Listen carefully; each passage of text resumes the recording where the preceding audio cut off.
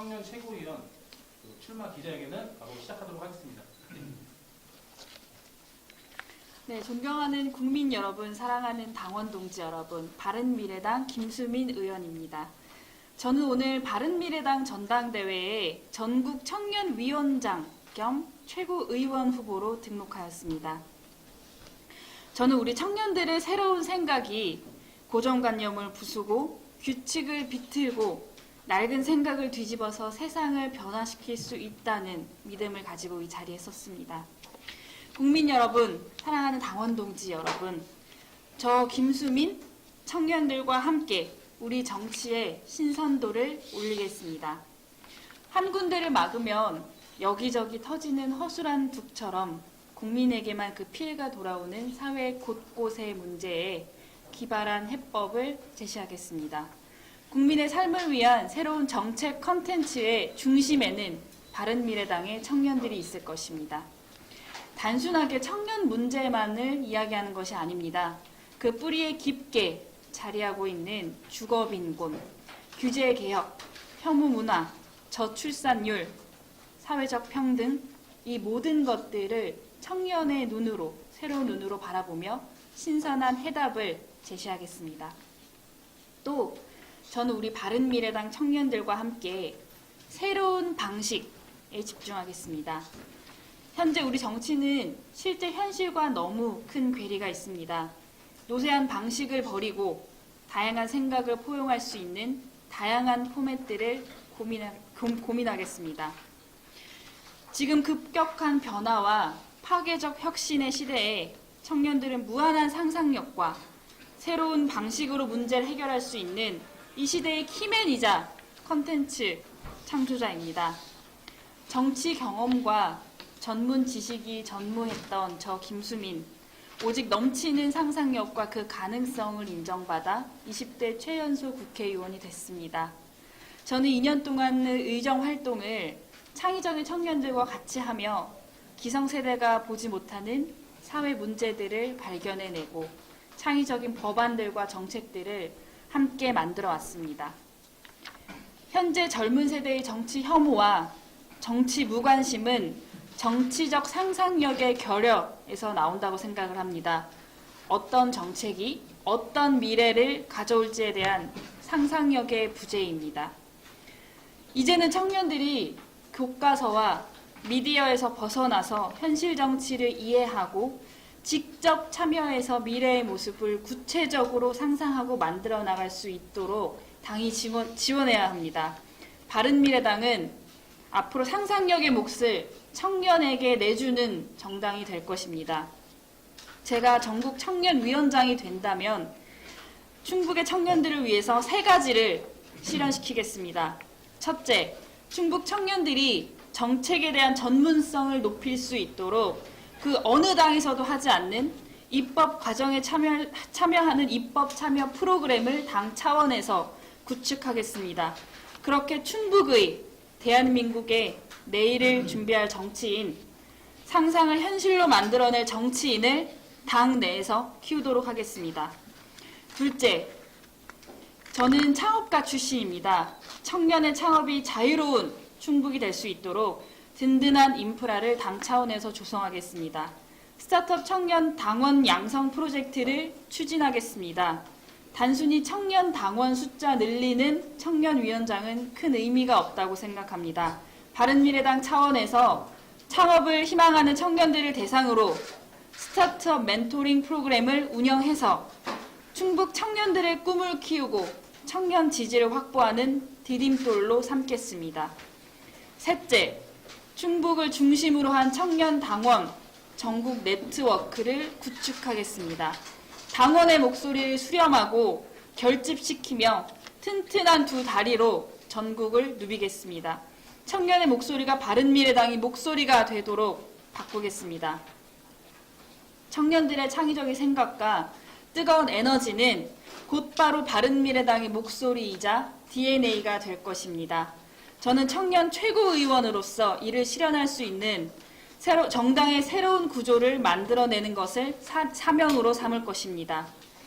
최연소 국회의원을 배출한 정당, 우리 바른미래당이 다음 총선에서도 정치적 세대교체 신호탄을 제일 먼저 쏘아 올릴 것을 약속드립니다. 지켜봐 주시고 함께해 주시면 감사하겠습니다. 감사합니다.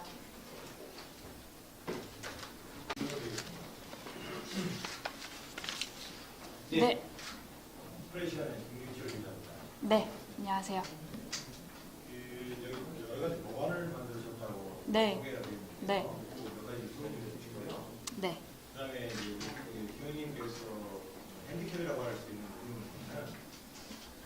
고생을 안 해보셨다는 문제가 있어요. 네. 그런 나중에 나와서 지금 설명하셨기 때문에 그 사회복지와 문제를 어떻게 생각하고 계신지 네. 실제로 그런 경험을 해보신 적이 없기 때문에 네. 어떻게 접근할 수 있을지 네. 그런 거에 대한 의견을 주시고요.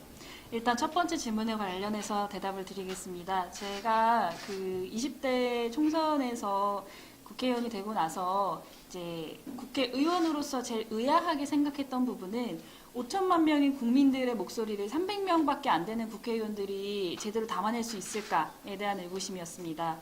그 과정에서 정책을 발제하고 또 어떤 입법을 마련하는 과정에서 저는 300명이라는 굉장히 절대적인 적은 숫자의 국회의원들이 그 5천만 명의 국민들의 아주 작은 목소리를 담기에는 물리적인 시간이 안 된다고 생각을 했고, 개인적으로 저희 김수민 의원실에서 그간 의정 활동을 하면서 법안을 만들어냈던 부분은 저희 의원실에서 문제를 찾아서 법제화시킨 것이 아니고, 제가 2년 동안 의정 생활하면서 모든 법안들을 사실 청년들과 함께 만들어 왔습니다.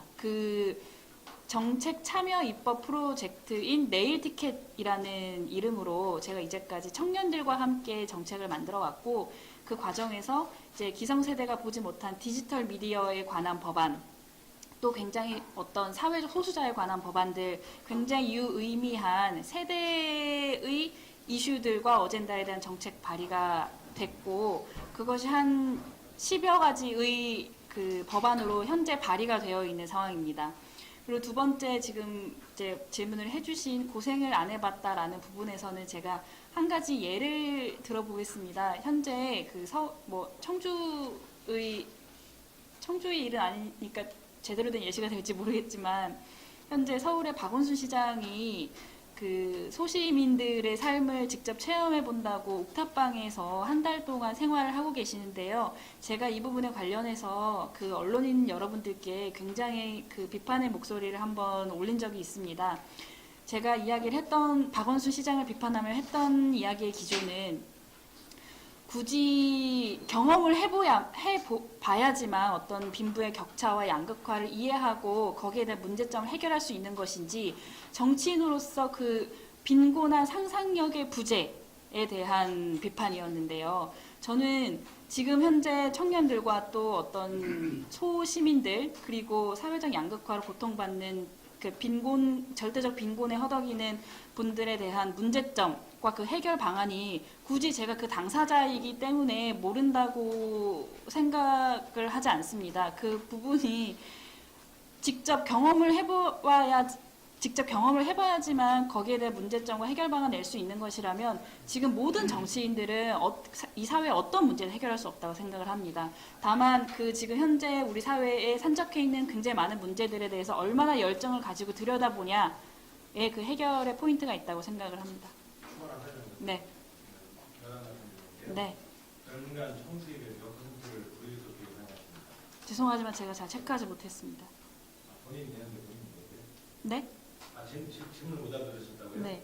연간 총 수입액의 몇 네. %나 불이익으로 예상하십니까?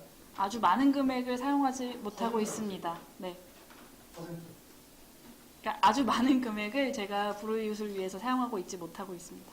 네. 청년 이거 참여 프로그램이요. 네. 기존에 설명해 주신 내용에 네. 디지털을 이용하고 네. 네. 어떻게 입법 참여를 시킬지 네. 생각해 주시겠습니까? 추가적으로 사실 지금 우리 사회가 조금 길어지는데요. 지금 우리 사회가 대의민주주의라는 제도로 운영이 되고 있잖아요. 근데 사회의 구성원들의 어떤 다양한 요구가 점차 이제 심화가 되다 보니까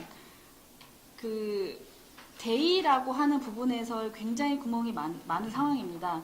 그게 어떤 사회 구성원 간의 이해관계뿐만이 아니라 어떤 세대, 또 지역 등등 굉장히 많은 카테고리에서 빈틈이 굉장히 많이 발생하고 있는데, 사실 그 부분에 관해서 얼마나 시민들의 목소리를 그러니까 반영을 할 것인가라는 부분에 있어서는 300명 의원님들께서 이거 감도가 다 다르실 거라고 생각을 합니다. 근데 저 같은 경우에는 지금 대의민주주의는 사실은 끝물이라고 생각하고 민주주의 후반전, 즉 직접 민주주의를 준비를 해야 되는 순간이 됐다고 생각을 합니다. 그래서 이제 물론 입법이라는 권한을 국회의원의 권한을 직접 나누는 부분에 있어서는 이제 다른 의원님들께서 좀 언짢아하시는 분들도 있고 또 좀 위험하다.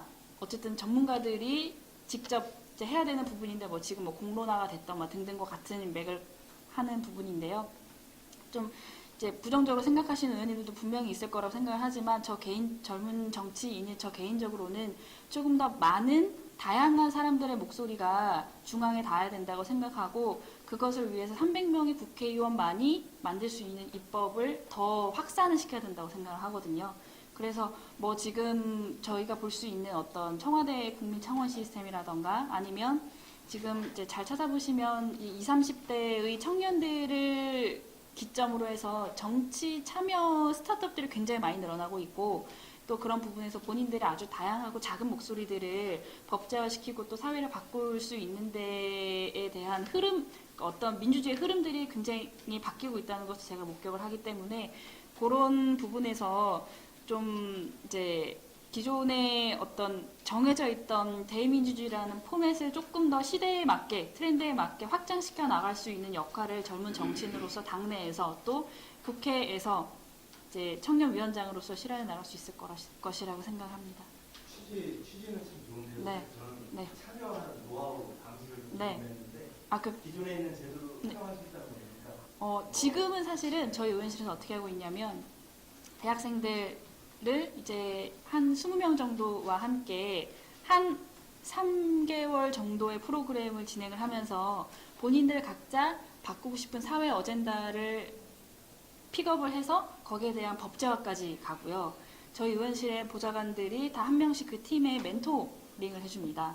그래서 총 지금 10여 개의 실제 법안들이 실제로 발의가 되어 있는 상황이고 이 포맷은 지금 국회에서 아무도 하고 있지 않은 포맷입니다. 그러니까 말 그대로 이제 직접 민주주의의 제일 초기 단계라고 볼 수 있는데 아까 말씀드렸던 것처럼 이제 국회 고유의 권능인 입법의 권한을 이렇게 선출되지 않은 특정 시민들이 개입을 해서 만드는 것에 대한 다양한 감도가 있기 때문에 네, 그 부분은 의원님들 밖으로 뺏길까 봐 걱정하진 않는데 뭐 이게 그런 상관없는 거죠. 예. 네, 그 부분은 어쨌든 저희 의원실 개인 차원에서 하는 것과 또 당 차원에서 전국 청년위원장을 하는 것과는 조금 이제 조율돼야 될 부분이 많다고는 생각을 합니다. 그럼 다음 일정 때문에 질문 많이 몇 개만. 네. 이번은 미혼이신 걸로 알고 있는데 네. 아까 출산해야 돼요. 네. 네. 어떻게 미혼이신 계속 출산해야 돼요? 그러면 장애인이 아니면 저는 이제 비장애인이지만 장애인이 아니면 장애인에 대한 문제 의식이 떨어져야 되나요? 그런 돌려서 비교하는 거 말고 예를 들어 네. 결혼하시면 뭐 자녀가 뭐 두세 명 난다든가 네. 계획 있으신가요? 뭐 제 개인적인 계획이야 있지만 뭐 굉장히 의외의 질문을 받았는데요. 일반적인 네. 지난 6.13 지방선거 네. 때 보좌위원장 하셨습니다. 네. 중국에서 입지가 그만큼 많은 영향이 없었는데 예. 지금 최고위원 출마하시면 내오는 중국의 출마를 판단하는 걸 염두에 두고 최고위원 출마하신다고 어떻게 입지를 주실 거예요? 염두에는 두고 있습니다만 구체적인 결정은 아직까지 미정입니다. 질문 드렸는데 네. 한국 같은 경우는 비대위 체제니까 네. 전략 안 하고 네. 민주당이라든가 정의당이라든가 해야 되는데 그때 그나 최고위에 유일하게 출마를 하셨잖아요. 네. 그런 부담감을 좀 그러니까 이 전당대회에서 최고위원으로 출마한 유일한 충북 인사로서의 부담감? 사실 이제 저희 정당에서 청주 출신은 제가 유일하기도 하고 또 충북 출신 또한 제가 유일합니다. 이번 6.13을 거치면서 사실 어떤 수도권과 다른 대도시의 민심과 충북의 민심과 약간의 온도 차이가 있는 것을 발견을 했는데 이제 그 부분과 관련해서 저는 지금 이제 전국 청년위원장으로 나오지만 어쨌든 최고위원으로서 당연직이 되기 때문에 그 지도부 내에서 충북 도민들과 또 충북의 청년들을 위해서 어떤 구체적인 당 차원의 그 정책들을 마련할지에 대해서는 향후 좀 고민이 더 돼야 될 것 같다고 생각을 합니다.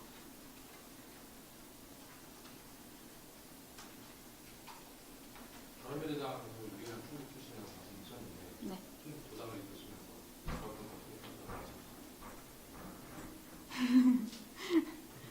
지방선거 뭐 결론적으로만 따지면 참 이제 안타깝고 마음이 좋진 않습니다. 하지만 어쨌든 이제 제가 사실 이 자리에 청년위원장으로 섰기 때문에 청년의 시각으로 도당위원장이 아니라 청년의 시각으로 말씀드린다면 실패라고 불리우는 부분이 이제 실패가 아니라 과정이라고 생각을 한다면 이번에 조금 패배의 원인들을 잘 분석을 해서 다음 총선에서 그 과정을 결과로 만들어 나갈 수 있는 좋은 계기가 되지 않았을까라고 생각을 합니다. 추가 질문 하나 네. 마지막으로 질문하고 지도록 하겠습니다. 그 지금 청년을 키운다라고 하는 부분이 네. 이제 그 자유한국당이 그동안에 후세대를 양성하지 못하고 네. 기존 세대들만 네. 자기들끼리만 하다 보니까 네. 바닥에 뭉쳐서 네. 회생을 어렵다, 회생이 없다라는 그런 내용까지 나오고 있거든요. 여기서 지금 혹시 이런 제안을 하시는 건가라는 한 가지 질문하고요. 네. 바른미래당 미래를 위해서 그러면 맨 마지막에 정책 세대교체 신호탄을 쏘아올리자고 했는데 네. 이건 기존 안철수라든가 이런 정치인들의 스케줄을 이건 포함되어 있는 건지. 일단 제 마지막 질문에 대한 대답 먼저 드리면요. 이번 6.13 선거에서 다른 지역까지는 제가 체크를 하지 못했지만 청년의 후보 관련해서 저희 충북에서 더불어민주당 지금 이 순간의 권력이 가장 강하다고 한 더불어민주당 내에서는 40대 미만의 청년 후보가 없었습니다. 그것은 더불어민주당을 지지하는 청년들이 없어서가 아니고 그들의 어떤 기득권에 청년들이 전혀 들어갈 틈이 없었다는 것을 반증합니다. 그리고 두 번째, 이번에 이것 또한 제가 아주 구체적인 수치를 내보진 않았지만 거의 확신을 하는 것은 이번에 이제 6.13 선거에서 청년 후보들의 평균 득표율이 다른 세대의 평균 득표율보다 월등하게 높았습니다. 그것은 지금 이 시대에서 새로운 담론을 제시하고 그 해결책을 이끌어 나가는 데 있어서 청년의 절대적인 경쟁력을 반증하는 것이라고 생각을 합니다. 그냥 단순하게 이제 첫 번째 질문과도 연결이 되는 것인데요. 그냥 단순하게 청년 당원을 늘리는 역할로서의 청년위원장을 맡는다면 사실 저는 큰 매력을 느끼지 못합니다. 하지만 조금 원론적으로 말씀을 드리면 그 국가가 굴러가는 것과 똑같이 저출산이 문제가 되는 것은 어쨌든 국가의 생존과 연관된 문제라고 본다면 정당도 똑같이 그 기준으로 인하여 말씀을 드리면 저는 젊은 정치인을 생산해내지 못하는 정당, 즉 불임 정당은 다음 총선까지 갈 것도 없이 뭐 1년 안에 저는 그 생사가 결정이 된다고 봅니다. 바른미래당이 뭐 다른 자유한국당이나 다른 타당과 같이 불임 정당으로서 수순으로 가지 않고 청년을 소비하지 않고 생산하는 정당으로 나아가기 위해서 이번에 청년위원장으로서 좀 젊은 세대들을 양성하는데 포커스를 맞출 생각입니다. 두 번째 질문, 지금 바로 피하시는 건가요? 세대교체 신호탄이라는 그러니까 조금 더 구체적으로 말씀드리면은 제가 이제 국민의당 출신으로서 국회의원이 됐습니다. 그때 당시에 제가 제대로 기억을 하고 있는 건지 모르겠지만 민주당의 청년 후보가 순위권 안에 없었습니다. 16번인가 아마 14번이었던 것 같은데요. 더불어민주당에서. 자유한국당 같은 경우는 어쨌든 저랑 같은 7번을 받았고 이제 청년의 몫을 준다는 것이 어쨌든 산술적으로는 기득권층의 몫을 빼야 된다는 구조라고 말씀을 드린다면 네, 제가 지금 질문 드리는 네. 그 나가고 있는데 네, 정부 측 세대 교체라는 표현을 썼어요. 네, 그럼 기득권은 네, 빠지고 네. 청년들 좀 세대 교체해서 네. 전면전당 만들어가겠다 이런 뜻이냐 아니면 있습니다. 예안이어로 물어보신다면은 당연히 기득권에 빠져야 되죠. 네. 안철수 등의 퇴진을 요구하는 것도 나오고 있습니다. 저는 단순하게 나이만으로 기득권을 정의내릴 수 있다고 생각하지 않습니다. 네. 예를 들어서 안철수 대표 같은 경우에는 어떤 이제 나이와 그 본인의 어떤 사회적 위치를 떠나서 가지고 있는 생각 자체는 저는 기득권이라고 전혀 정의내릴 수 없는 사람이라고 생각을 하기 때문에 단순하게 기득권이 정치권이 퇴진을 해야 된다라고 봤을 때 그 기득권의 정의를 무엇으로 내릴 거냐에 대해서는 청년들의 그 충분한 수계 과정이 필요하다고 생각을 하기 때문에 지금 단계에서 그냥 너무 원칙적으로 기득권이 퇴진을 해야 그 자리에 청년의 몫이 생기는 거냐라고 물어보신다면 제가 즉답을 드릴 수가 없습니다. 그러면은 이것으로 김수민 국회의원 바른미래당 청년 최고위원 출마 기자회견을 마치도록 하겠습니다. 날은 덥지만 즐거운 오후 시간 되시길 바라겠습니다. 감사합니다.